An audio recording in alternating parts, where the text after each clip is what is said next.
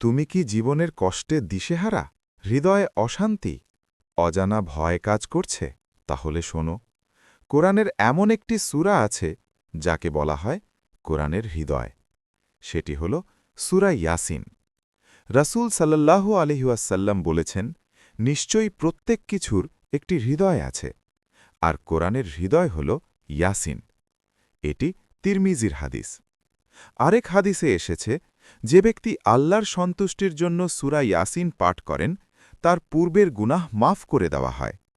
একটু ভাবো, আমরা প্রতিদিন কত ভুল করি, কত গুনাহে জড়িয়ে পড়ি, কিন্তু আল্লাহ আমাদের জন্য ক্ষমার দরজা খুলে রেখেছেন।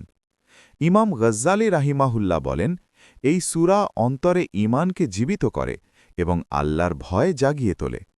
এখন প্রশ্ন হল, আমরা কি প্রতিদিন কয়েক মিনিট সময় দিতে পারি না নিজের অন্তরকে জীবিত করার জন্য? আজ থেকেই শুরু করো প্রতিদিন সূরা ইয়াসিন তেলাওয়াত।